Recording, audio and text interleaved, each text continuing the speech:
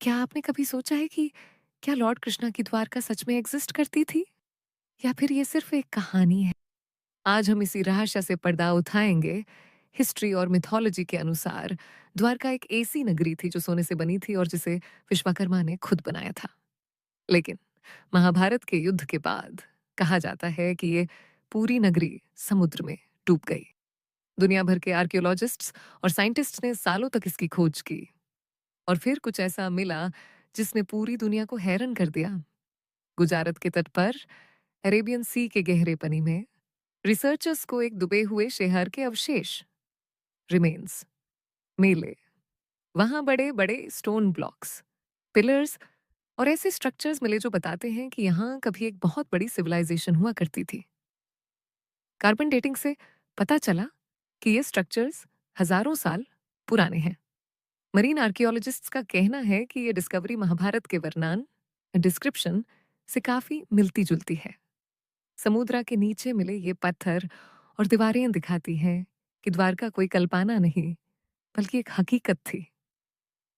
जब डाइवर्स नीचे गए तो उन्हें वहां तबाही के निशान मिले जो सजेस्ट करते हैं कि शायद किसी नेचुरल डिजास्टर या सी लेवल बढ़ने की वजह से ये शहर पानी में समा गया।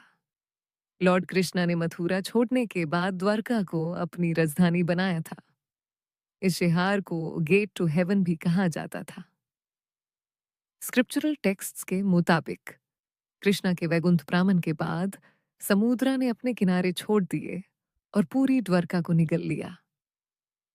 आज मॉडर्न टेक्नोलॉजी जैसे सोनार स्कैनिंग और अंडर वाटर फोटोग्राफी की मदद से हम उस डूबे हुए शहर का नशा देख सकते हैं।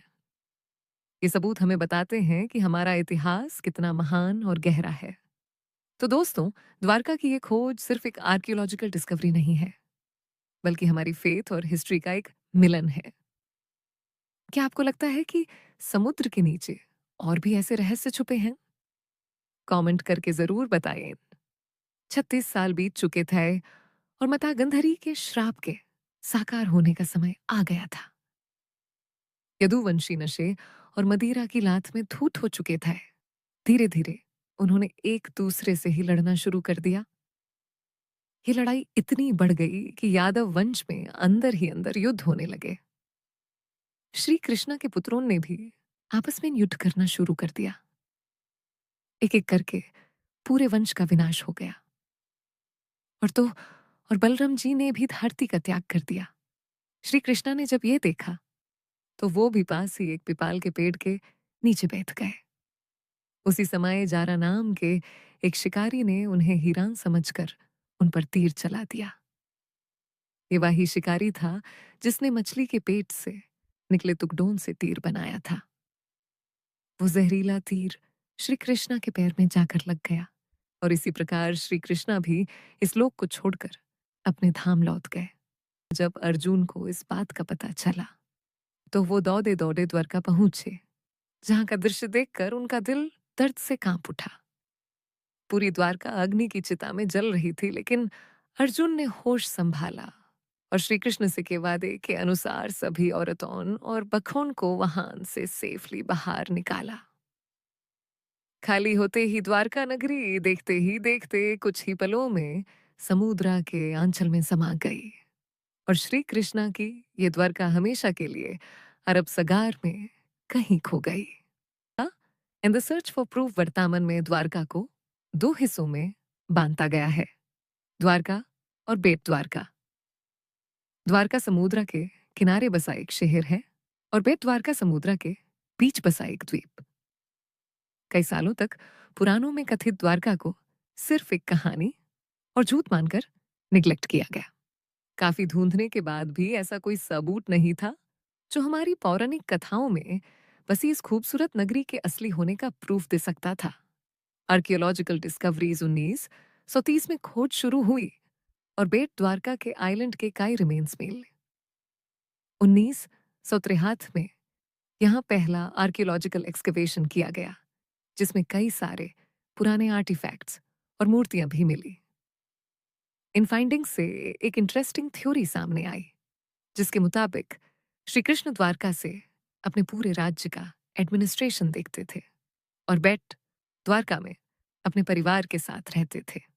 इसके बाद साल 1983 से 1990 के बीच एक under water archaeologist doctor S R Rao और उनकी टीम इस मिशन को पूरा करने के लिए आगे आई।